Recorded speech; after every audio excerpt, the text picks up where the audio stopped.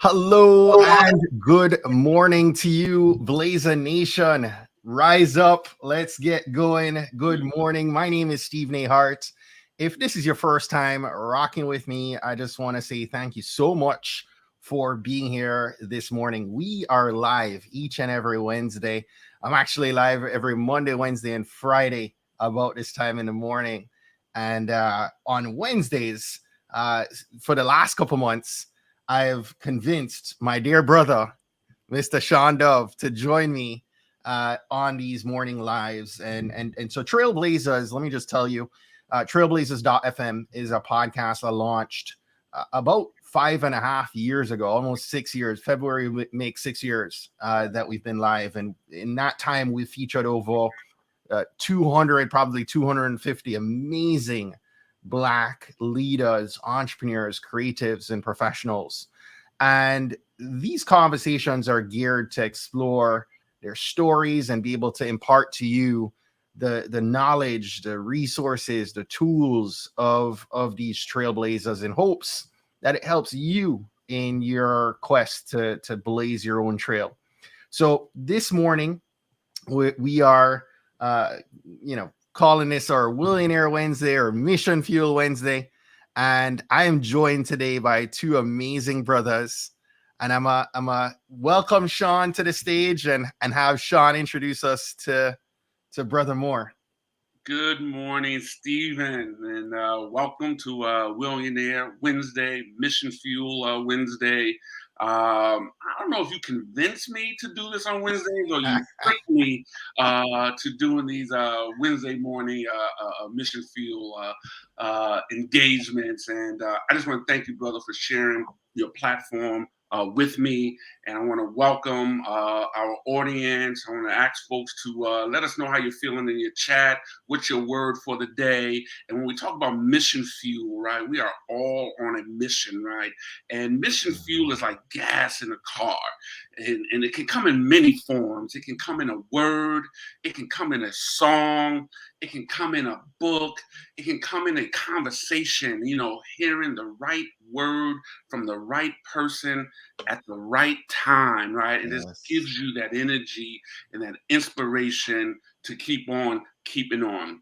And I think when we think about Mission Fuel Wednesday and Willionaire Wednesday, I don't think we can have a better and more ideal guest than this brother, Gerald A. Moore Sr., right? I'm going to let him introduce himself, but I first met Gerald. Alfred A. Smith, Alfred Edmond Jr. created a Black Enterprise, B.E. Martin Man. And Stephen, you've been there during their engagements. We haven't been able to come together since the pandemic. And I met Gerald in the Miami gathering, I think it was in August of 2019. And when you talk about someone being infectious, enthusiastic, and you cannot be in Gerald's presence without being elevated. Learn that he is the founder of Mission Fulfilled 2030, and we're going to hear more about what that is. He is an author of Motivate Black Boys, and he is someone that we have connected. His mantra is to inspire, to educate, and to activate, right? And so I want to just welcome Gerald to the platform, and I want to bring him in. I want to say the champ is here, and I want to bring in the champ, Muhammad Ali. And Muhammad Ali says a champion has to have the skill and the will, but the will must be stronger than the skill. And when I think of will, I think of a millionaire who says that, where there's a will, there are several ways. We all want to be billionaires, maybe. Some of us, maybe not. More money, more problems. But we all can't be billionaires, but we all can be millionaires, right? And having the will to make stuff happen, to keep on keeping on. And Gerald, you epitomize that. So I want to welcome you and just introduce yourself and who you are, where you're from, and tell us what is Mission Fulfilled 2030. So first and foremost, I want to thank you, brothers, for inviting me, Steve and Shawn. It's a privilege to be here and what you guys are doing and finding people like me and elevating Black men and who they're becoming in community. So we definitely need that. So I applaud you guys for that. So my name is Gerald Moore. I am originally from Rochester, New York, born and raised in Rochester, New York. I currently reside in Virginia in the DC metro area, and I'm the founder of Mission Fulfilled 2030. And originally, so I still run the technology school for Black boys. So when I met Shawn, I was building the technology school for Black boys. And it was Shawn that actually mentioned to me, have you ever thought about taking what you do into the nonprofit space? And I had never thought about that because what I was doing with the technology school for Black boys was, creating opportunities for Black boys to participate in tech and STEM. But what I realized, it was limiting in my ability to reach all boys, right? Because it was a for-fee service. So when I thought about what Shawn said to me, I was trying to figure out how can I place this in a position where all boys could have access. And that birth Mission Fulfilled 2030. And people always ask me, well, why Mission Fulfilled 2030?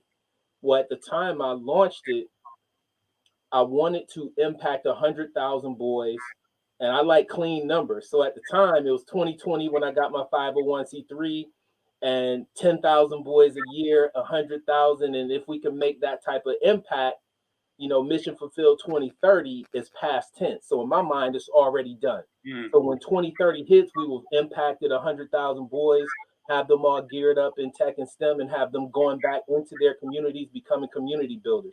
So that's how it all began. And here we are, and we're running, as a startup nonprofit, we're doing very well, impacting communities, being asked to come into communities all over the country. So I'll stop there because I'll talk the whole show. Well, yes, yes. And you know what? I did not even know that story, Brother Gerald. And you're just telling me this for the first time that I spoke that word. And I just want folks to know you never know in your interactions how you're inspiring folks with the word or introduction. And while you remember that conversation So about I remember the conversation. So when I met Shawn, I met him at the Be Modern Man, and Alfred introduced me to you. And you, of course, you're a busy man, and you said to me, "Come walk with me." You were going to the coffee shop, so we walked to the coffee shop together, so I could talk to you and let you know what I was doing. And you asked a few questions about, why was I doing what I was doing in that vein, and you applauded me for what I was doing because of the organization that you run, CMDA. And you were like, I don't think we have anybody that's going after the tech and STEM space like you're doing it. mm, And mm. you posed the question, like, have you thought about placing that in a nonprofit space? And then you said, go home, think about it, and put it together and reach back out to me. I went home, I put it together, and I reached back out to you. Man, and you have been working this thing, right? Yeah. And you talked about the why. And one of the things I do remember when you're sharing the Genesis story, your commitment to infusing Black boys and Black men in the tech and STEM space. And I remember you showing a picture. You graduated from a engineering class, and you were like the black dot in a sea of white faces. I don't know. I'm up Yeah, in here yeah, somewhere. we're gonna have to find you somewhere in there. Yeah. About So, that inspiration in that picture. so there's a couple different things, right? When I think about where I come from, I wasn't a great student in school. That didn't mean I wasn't a great student in here. Mm, And we have a lot of young Black boys that, have untapped talent that we never get a chance to see because of the environments we grow up in. And when I thought about the opportunity that I had to be in that picture, why was I there? Right? Was I special? Not really. There was a lot of Black boys in my neighborhood who were smarter than me, who had talent. I was just fortunate, right? And there were a few things that motivated me to get to that level.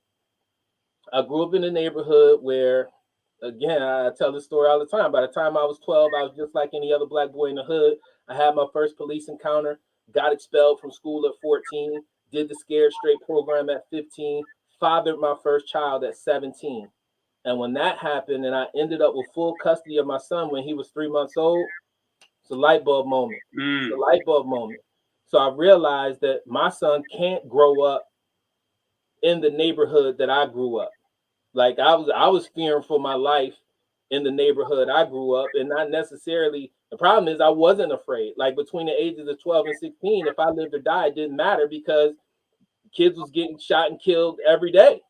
So when that becomes a part of who you are, you're just living. You're living, and I didn't realize until I was an adult that that's a trauma state. Yes. And I didn't understand that until I was an adult and was able to talk about it. But at that moment when I have my son, my whole senior year in high school, so this was my morning. I would get up, take him to daycare, go to school, play football. I was an all-state football player in New York still, play football, go to work, come home. As soon as I would walk through that door, my mother would be like, "Here you go. This is your responsibility." So I realized that my son can't grow up in this environment. Now, my mother was the oldest of nine. My father was in the middle of 12. Out of my Wow. 61st cousins, I am a first generation college graduate. I'm the first one to graduate from college. Hold up, hold up. Say that. You got to repeat that. Say that context one more time. My mother is the oldest of nine. Mm. My father is in the middle of 12. Out of my 61st cousins, I'm the first one to graduate from college. Mm. So, That but is a getting to blessing. college was another thing, right? Because mind you, I wasn't, I was smart, but I hated school. I hated Mm. school, and I hated school because school didn't appeal to me. I never had a black male educator my whole K through 12 experience. Never, right? And now I know because I do the work that I do that black men make up less than 2% of the public school workforce. So, but when I graduated high school with a 1.69 GPA. And that don't get you into anybody's engineering school, and it don't allow you to play football at the next level considering I had that gift too. Mm. And another thing that kind of changed the trajectory of and created a mind shift was I was being recruited by Syracuse, and at the time they had this Prop 48 rule where I scored high enough on the SAT where I could qualify for that, but I still had this 1.69 GPA. So I'm talking to the recruiter at Syracuse, and he asked me, "What do you think you want to major in college?" And I told him engineering because I had this engineering gift and this spirit. He broke out into a hysterical laugh, right? He just burst out laughing at me. And it was at that moment I realized I'm done playing football because I'm going to be able to take care of this child through getting an engineering degree. Mm. So at that point, I started reaching out to some HBCUs. And at the time, we don't have internet, we don't have all that. So I'm writing written, none of it panned out.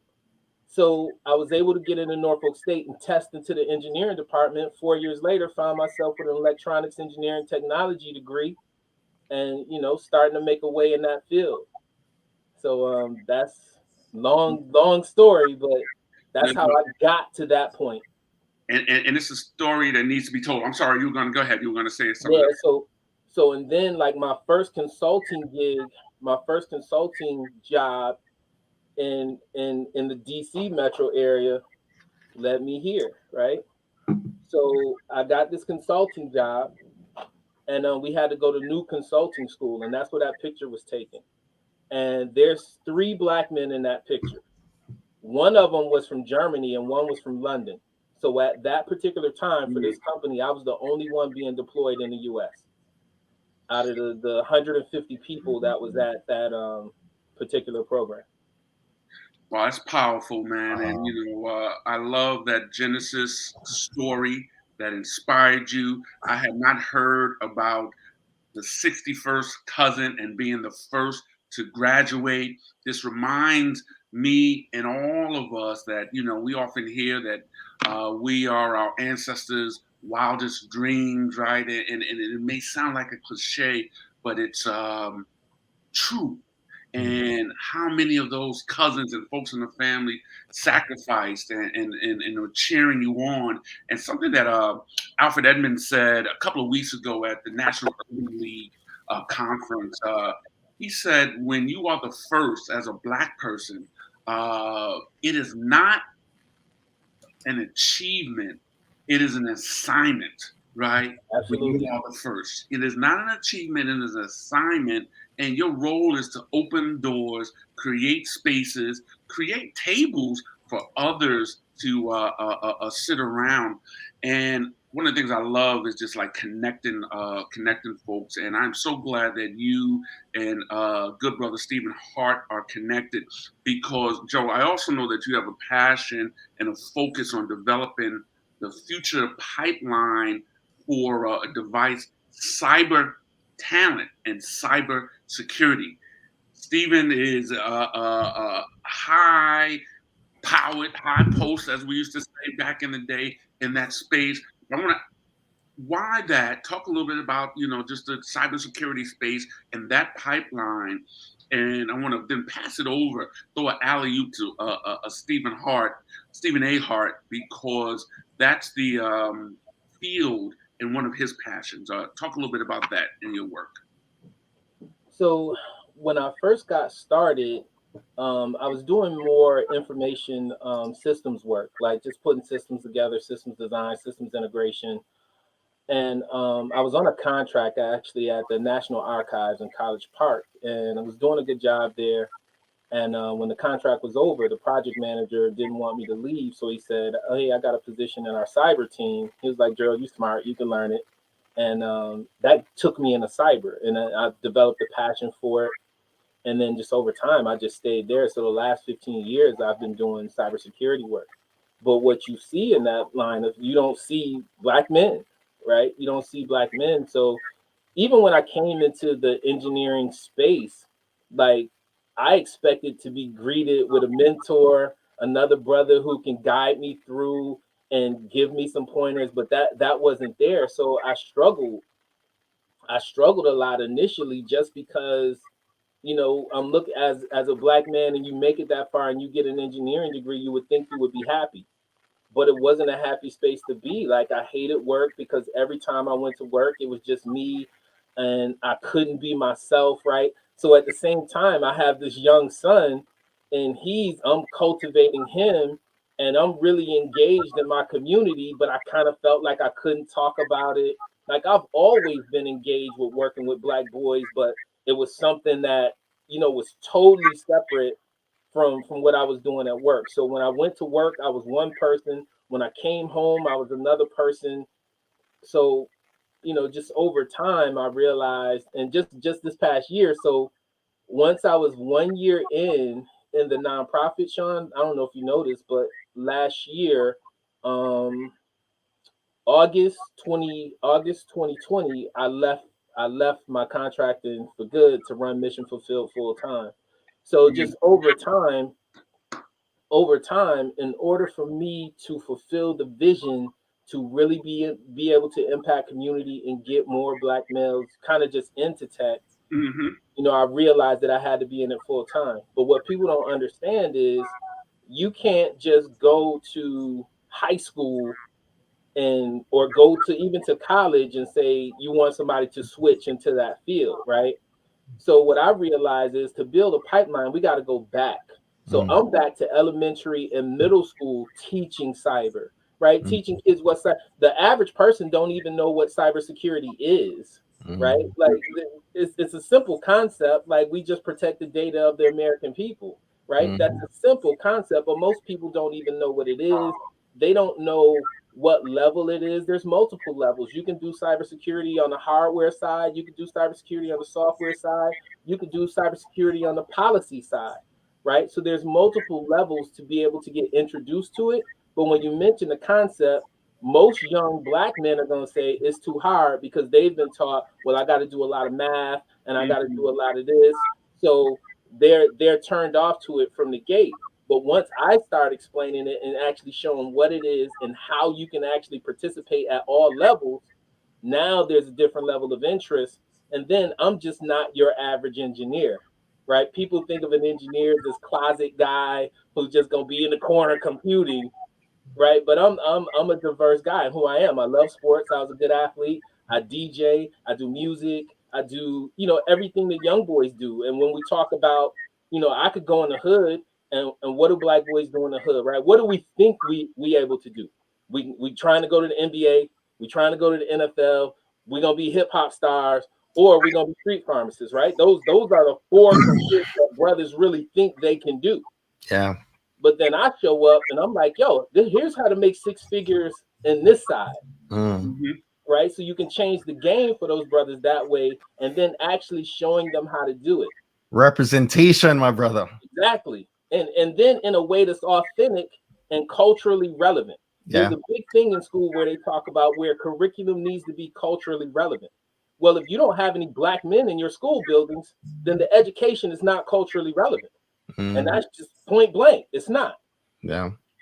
You're touching on so many things that I want to speak to. First off, like I just acknowledge you, commend you, sending you all the love for all that you've overcome to get to this place. And I saw myself in so many sides of your story as you shared up to this point.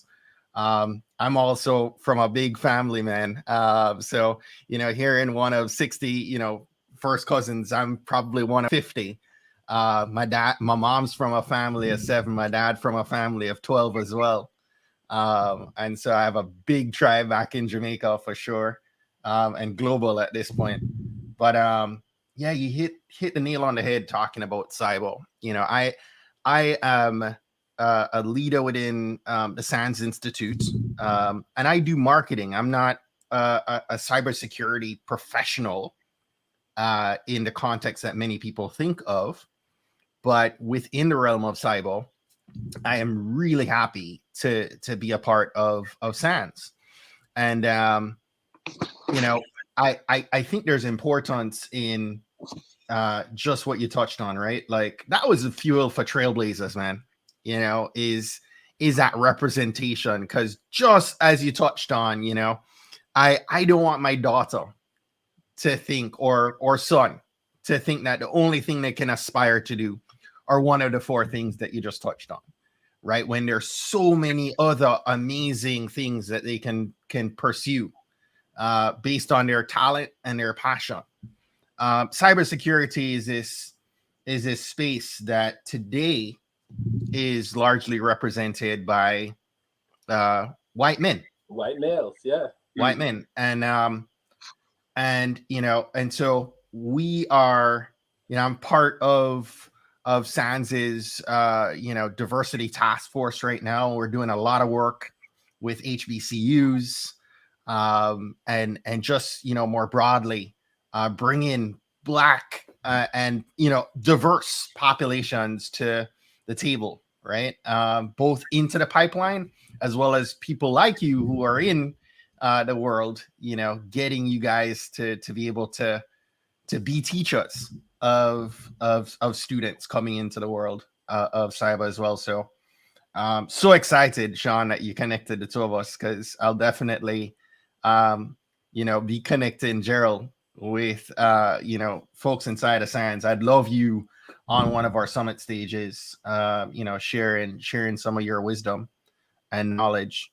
Man, what's driving you right now? Like, Mission Fuel 2030. You just touched on wanting to impact 100,000. That's a big number, right? Like sometimes we think of our mission, right? And you want it to be big, right? You want that long-term goal, that vision, that mission that you have to be big. But was there any challenge in even just mentally for you to put that out into the world and say, you know what, I'm gonna put out in the world, I'm gonna try and impact 100,000 Black men and boys, right, by 2030? So you got, less than 10 years on the clock. Right. Was there a challenge? And the reason I'm asking is, a lot of people will think about a vision and imposter syndrome will set in before they tell the world. No, man, listen, when I put it out there, that was the challenge, right? In my mind, Gerald, like if it's not big, if the vision is not big, what was gonna motivate me? Right? Like the vision in my head, the vision had to be big. And when I looked at what was going on in the world, I'm like, Gerald, if you could impact 10,000 black boys a year, and when they graduate high school, at least have them graduate with one IT certification, Mm-hmm. and 5 years from there be making six-figure salaries, you would impact the black community with $1 million a year and over $1 billion in that next 10 years. Yeah. So I was like, even when I looked at the number, I was like, more so, how can I impact the community? Right. So just imagine, and I talk about, because I'm a sports guy, I look at athletics, right? And we look at, in football, there's 300 Division I football teams, right? About 200 Division II, and then you have Division III. But let's just deal with Division I. In Division I football, about 70% of the talent is young black males. Mm-hmm. Less than 1% of them is going to make the NFL. Mm-hmm. So where are the rest of them going? But what if that other 69% came back home to their communities as whole individuals ready to deploy and grow their community? Imagine what that would look like. Right? That changes black community. That changes black family. So even bigger than that, right? So I have 3 daughters and 2 sons. One of the bigger reason when I think about what I was doing is the chance that my daughters could marry a man in the mold of their father is about 2%. That a black woman could marry a high-tech black man is about 2%. So when I think about the future of my daughters, I got to get out there and start developing black men, because I would love to have the opportunity to be able to turn my daughter over to a man who's going to protect her, going to take care of her, going to be a father to his children. But right now, where we stand, the chances that that could happen is about 2%. So, and Joe, go ahead, Shawn. I'm sorry. You got me thinking about, what are the alternative pathways, right? Wall Street Journal just published an article about the disparity of men versus women graduating college, even over 6 years, right? In a couple of years, it'll be 2 to 1. And when we're talking about introducing and creating a pipeline for black boys into the technology and STEM space, if I am 15, 17 and say, college is not for me, right? I don't want to go to college. Does that automatically prevent me from entering this space, or there's some alternative ways to get into the space if I don't go to college? That's a great question, Shawn. Perfect segue. Yeah. So I'm getting ready to roll out what I'm calling the new opportunity for black boys, right? The new opportunity for black boys. And let's look at it in comparison with college, right? First of all, 99% of our public high schools don't have any engineers in their buildings. They don't have any cybersecurity professionals in their buildings. So how are we developing engineers, right? So in school, the only way that you can get into engineering is you got to be able to do a high level of math. And by the time you get to be a junior or senior, if you're not taking a couple AP courses or taking pre-calculus, they will tell you that you're not cut out to be an engineer, or you can't even be in tech. Come on. You can't even get into anybody's computer science or engineering department, right? Based on that, when there are no engineers, computer scientists in any of these buildings. So when I look at that, and like for me, I was fortunate If it wasn't for HBCU, I wouldn't have been afforded that opportunity either. And I remember filling out the State University of New York free application, and my guidance counselor would not give me the fee waiver because on the on the where I wanted to major in, I put engineering, and she refused to give me the fee waiver until I changed it. Right.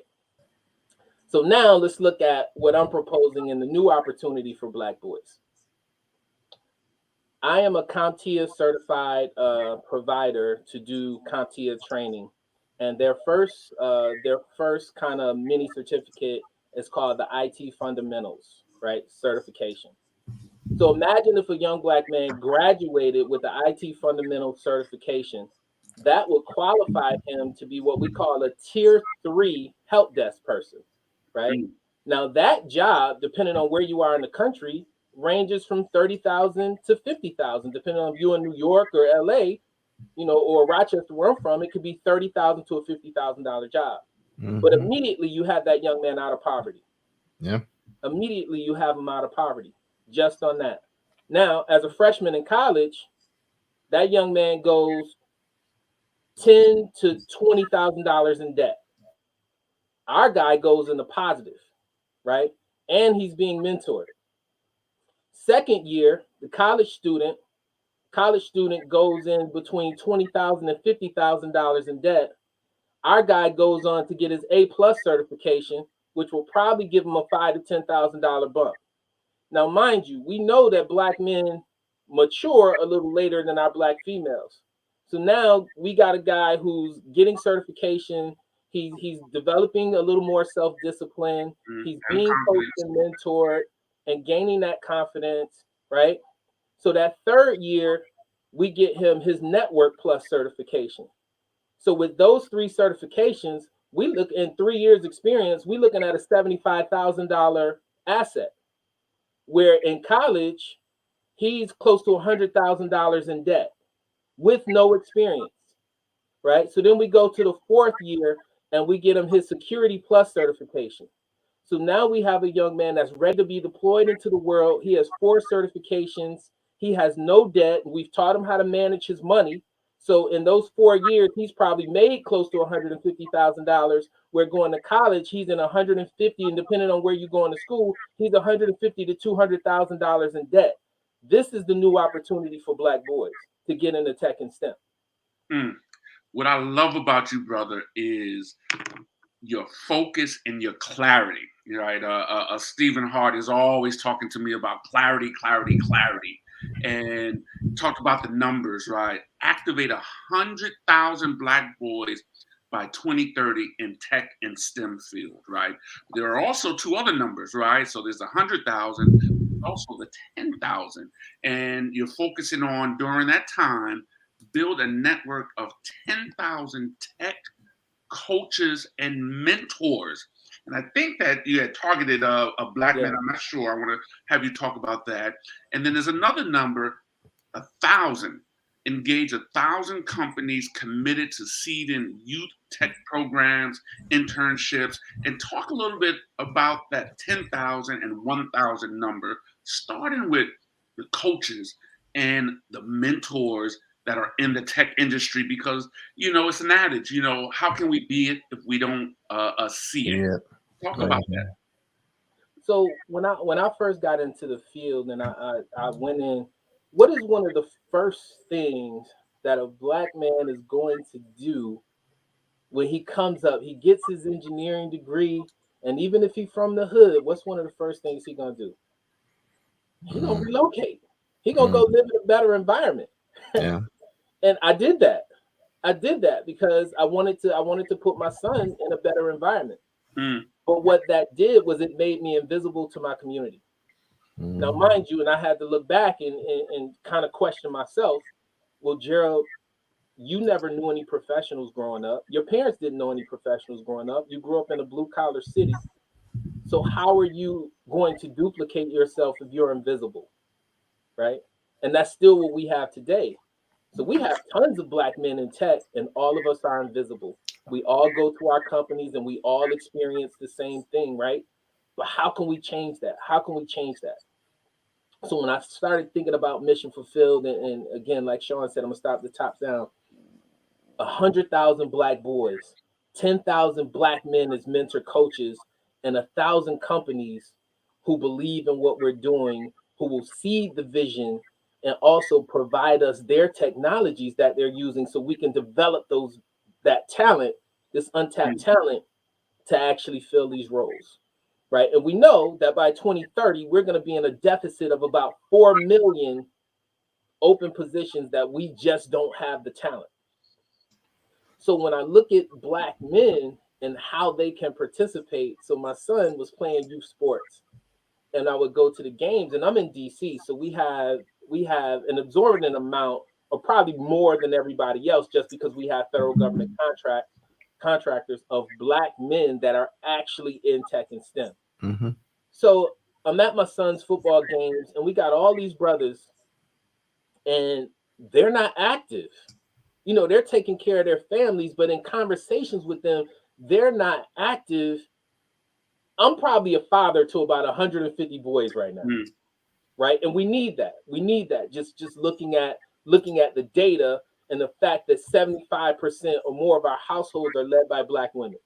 So we need more black men to activate themselves in their communities and be fathers outside of their households. So not in a negative way either. We don't need that.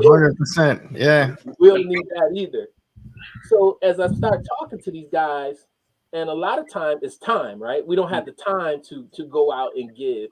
So a bigger part of what I'm trying to do is create this platform within Mission Fulfilled where we can get this network of black men who can contribute and have an impact technologically and teach what they know to these brothers that we're putting in the pipeline.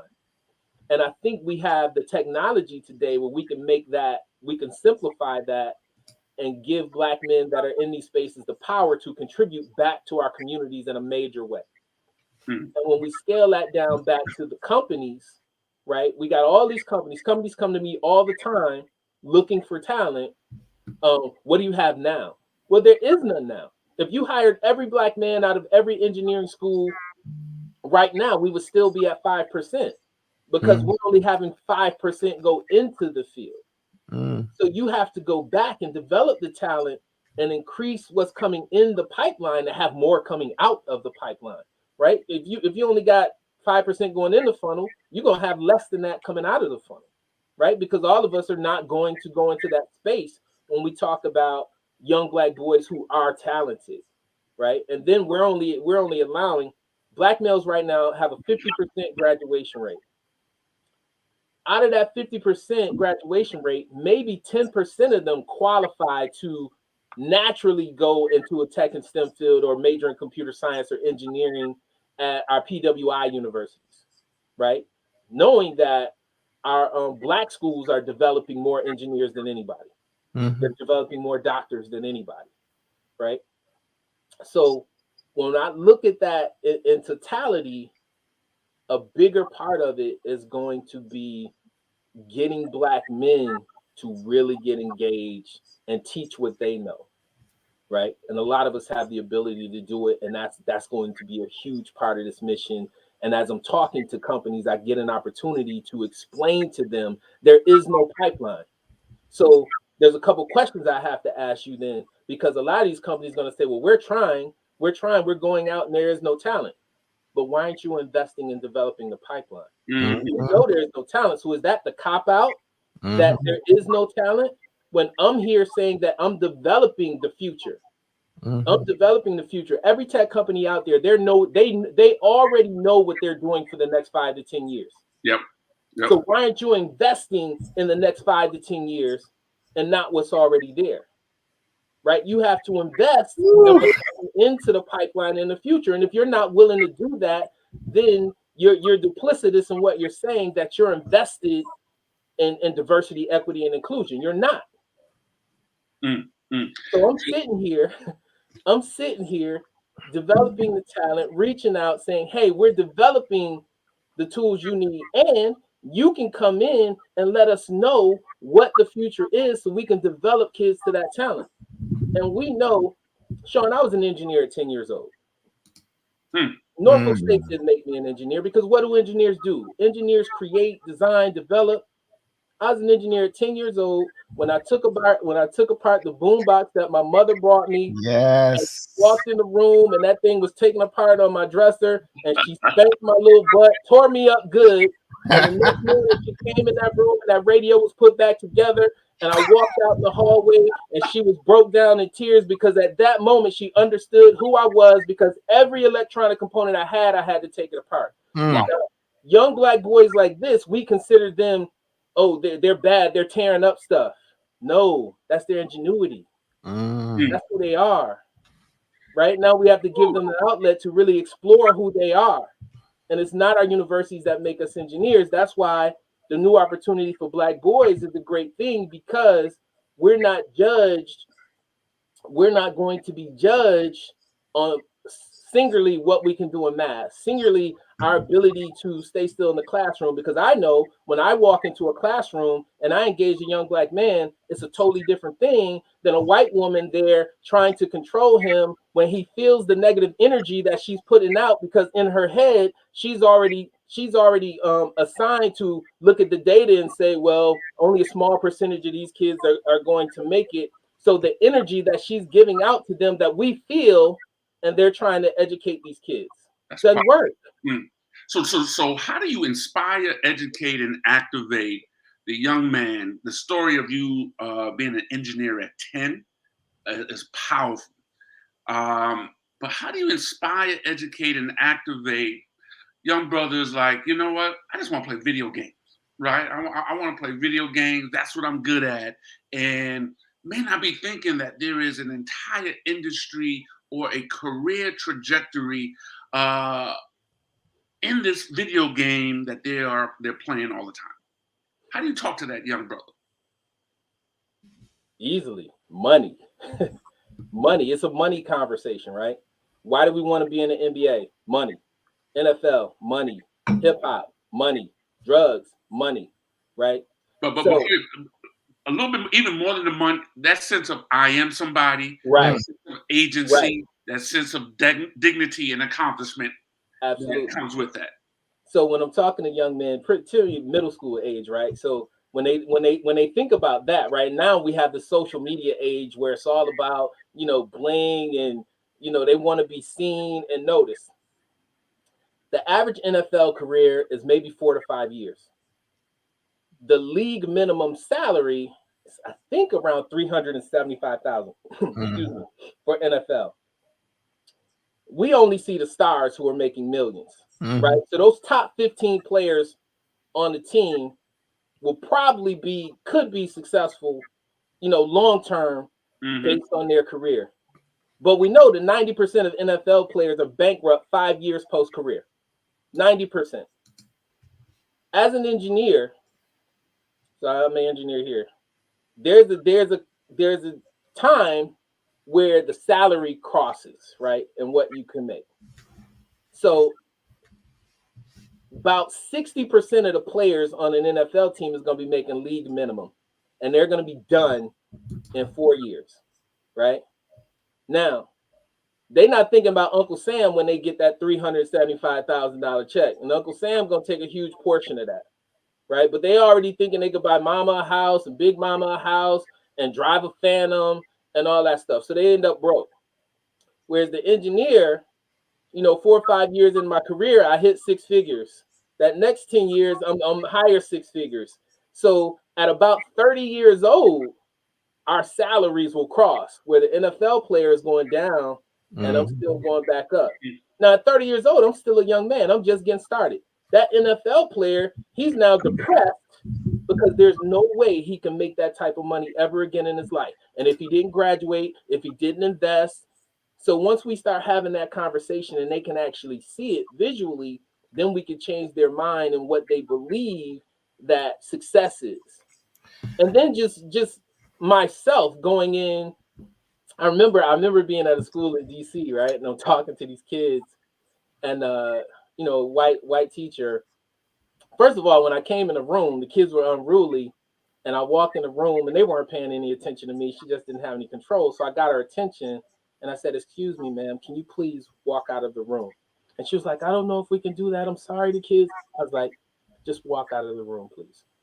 So she walks out of the room. She's peeking through the window. I blew my whistle. I always take a whistle with me. So I blew the whistle. Boom. Started engaging the kids who I am. Waved her back in the room, right? Because she had no control in it. There's a difference when a black man is in the building. So these kids are asking questions. And one of the kids was like, "How much money you make?" And I was like, "Well, as a cybersecurity engineer right now with my CISSP and this cert, this cert, I'm making about $150,000 right now." So he's like, "What kind of car do you drive?" So the teacher was like, "Well, I don't think that's an appropriate question." I said, "That's very appropriate. Because why do we do the things that we do?" Right. Right? Sometimes there's some vanity in it. Mm-hmm. There's vanity in why we want to make more money, right? We all want a better house. We all want a better car. So I was like, "I drive a BMW 535. The young man was like, "Well, I'm going to be an engineer." Right? So how we engage and how we talk to them and just showing on the other side how you can make money and earn a living in a different means, leveraging your intellectual capital. And we don't talk to our young men about their intellectual capital and who they are becoming within their communities. You know, Shawn and Gerald, I think that, you know, we're skirting around and you're hitting the nail on the head right here. One of the things I'm most passionate about is closing the wealth gap for our Black community as a whole, right? Gerald, you may or may not know of the Road to Zero Wealth is a study done 4 years ago that highlights the fact that, you know, by 2050, yep, right, 2053, Black median household wealth hits zero.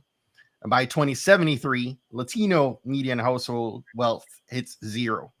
And we're expected to be the majority population by 2043 in 20 years. And so, you know, we're talking about tech, we're talking about cybersecurity, but this is a pathway, I believe firmly that this is a pathway to us closing that wealth gap, right?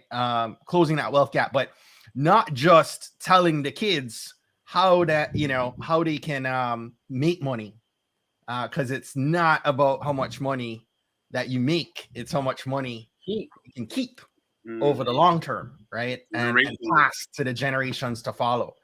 And so I'm just listening to you, and you hit the nail on the head in so many ways about the pipeline issue that is very real and present right now, and we have to start, you know, at that elementary, middle school, you know, that foundation level, to be able to see that pipeline shift happen. I am all kinds of, my mind is exploding while you're talking this morning, because that's very real. And so listen, you know, Shawn, I'll let you finish up. I want everybody to get a copy of Gerald's book, right? Gerald, tell us more about that book that's behind you on your shelf, Motivate Black Boys. Motivate Black Boys, How to Prepare for Careers in STEM. So I wrote this book 2 years ago as when I started speaking and going to schools and started letting people know that, you know, this is the kind of thing I was doing, because, you know, in the office, I wasn't talking about it, and I really wasn't. I was kind of undercover, you know, I was incognito working with Black boys, right? So people kept asking me, "Well, how did you graduate high school with a 1.69 GPA and then get an engineering degree? Like, how did you do it?"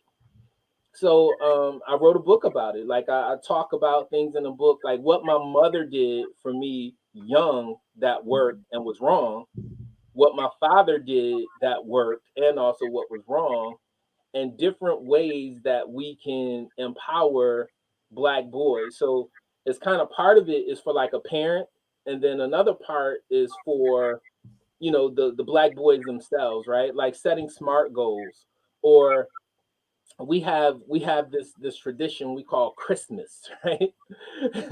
And for Christmas, we want to get our kids everything, right? Whether they're doing good or whether they're doing bad. And something I learned in the consulting world is we're engaged in you know, self-evaluation, right? but we never teach our kids to self-evaluate what they're doing. Mm. So I write this chapter in the book about how do you get your kid to self-evaluate themselves and hold them accountable for who they're becoming, and then we can decide how to reward them based on these goals that we're setting. And we never teach kids goal setting, Mm, right? Many of us, we don't teach our kids how to set goals. So the book has a chapter on goal setting. The book has a chapter on, I call it the epiphany for black boys, where if you do these things for your young black men, they'll turn out to be the men you're raising them to be, or you're trying to raise them to be.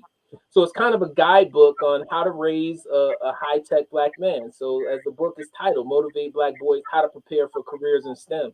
So it's kind of that roadmap to go from, like me, being a juvenile delinquent to being a high-tech brother. mm, mm. So I want to congratulate you, brother. And again, your vision, your enthusiasm, commitment, it's infectious, right? And from the first time I met you, right, what does Maya Angelou say? People may not remember what you said or what you did, but they will always remember how you make them feel. And Absolutely. every time I'm engaged with you, I'm elevated, right? And I want to congratulate you for making the leap with getting your 501c3 and Mission Fulfilled 2030, being an independent entity. What do you need right now to go to the next level, to build the infrastructure of your organization? What what are the three things you need that folks are listening and folks will see this? Um, what's the help that you need? Highest level, we need investment from our people, right? I'm working with black boys. We need investment from black people to invest in black boys. You can go to any city and any major city and see what's happening with our black boys, and then we can have people talk about what's going on with our black boys, but nobody wants to invest in black boys. So at the highest level, we need black people to invest in black boys. And I say this, and this is critical because right now 75% to 80% of the funding that we get for Mission Fulfilled is from white women. Why Mm, is that? Why is that? When we're trying to build our communities and we know that the foundations of our communities, black women are doing all they can do, but the foundations of our communities and the protection of our communities are going to come from black men. So we have to invest in black boys. So we need people to go to missionfulfilled2030.org and make a donation and an investment into black boys. mm, That next level, I need black men. I need black men to come to Mission Fulfilled 2030 and volunteer to be community builders in their community, wherever they are in the country, because this needs to be a national movement. This is a movement, right? So we need black men. We need those 10,000 black men by 2030 to be a part of this organization and giving back to their communities. And then that third level, we need that 1,000 companies. We need that 1,000 companies who's going to seed the vision. And these could be minority companies, these could be any company, but we need those companies to come seed the vision and develop this untapped talent. And Shawn, you're familiar with this. You're familiar with this because you're on the ground level of it, the My Brother's Keeper, right? In the My Brother's Keeper, and for those of you who don't know what My Brother's Keeper is, in 2014, Barack Obama launched the My Brother's Keeper Alliance to kind of advance the plight of Black and Latino boys. And the data says if we can increase the output of Black men by 2%, we increase the GDP of the country by $350 billion. mm. Right? So this is not when we look at the diversity, equity, inclusion, oh, we should just do this for black men. No, this is for the country. Like the improvement of the plight of black men improves the country as a That's whole. right. That's right. And I have another. Stephen, just allow me. I can go on and on. We can do like a telethon. I can be like go all day with Gerald. But two quick questions. When we look at the tech field, and I know that you are continuously reaching out to folks, right? Is there a black man in the tech space that could potentially be a force multiplier for you that you've been trying to connect with and have not been able to connect with? Who is that? We want to bring that person's name into this space. We're going to Let's do it. get them connected to Robert Smith. Robert F. Smith. Robert Right? Smith.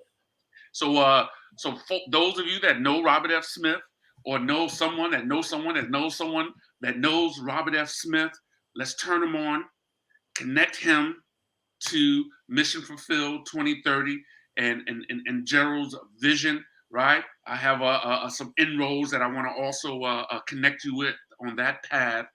And I'm almost scared to ask you this last question, because let me just ask the question, right?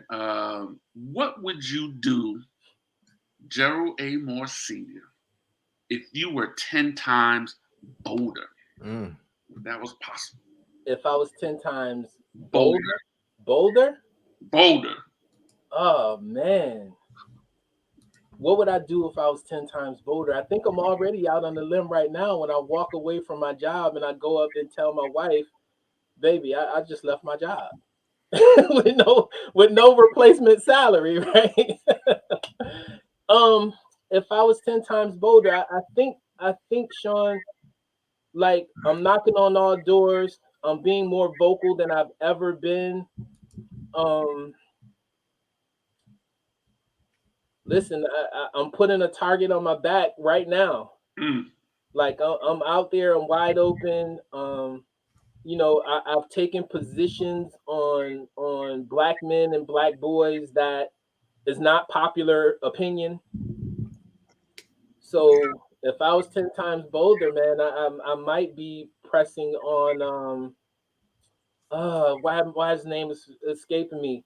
South Africa. What's his name? Nelson Mandela? Nelson Mandela. Like, I'm at that level. I'm willing to do what's necessary for my people, even if I got to be incarcerated to do it. And we just did I had an opportunity to interview his grandson, Nadaba Mandela, who has a book, Going to the Mountain, and I want to make that connection with you and his entity, Africa Rising, right? Because obviously you're focusing in the U.S., but this is a global issue in vision.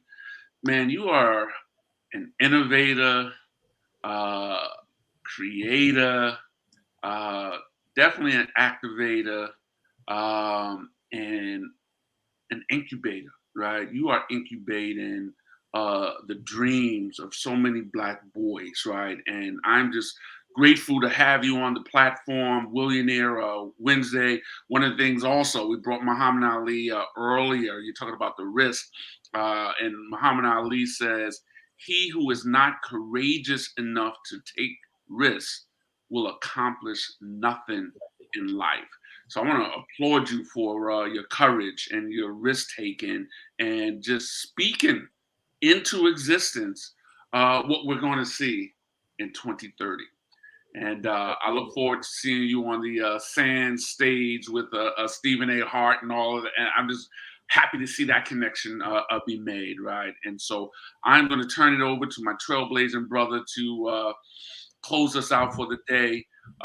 Gerald, looking forward to continuing to build with you, and thank you for joining us today. Thank you, brothers. I appreciate it. Gerald, before I let you go, I'm gonna have you finish us up and take us out with a question that we love to ask all our trailblazers, and that's this: what's one action that our Blazer Nation community coming away from this amazing conversation and all that you've shared with us today? What's one action they can take this week that's going to help them to blaze their trail? Well, the disenfranchisement of Black people has been a team sport. It's going to take a team effort to reverse that, right? So as a team member of Mission Fulfilled, if you go to Mission Fulfilled 2030 and make an investment in the future of the Black family, this is what you can do to help us make strides. And I'm not the only one, but I'm a member of the team, right? And I'm a leader of the team, and I have a platform, and I have a mission to inspire, educate, and activate young Black boys in tech and STEM to be pillars in the Black community.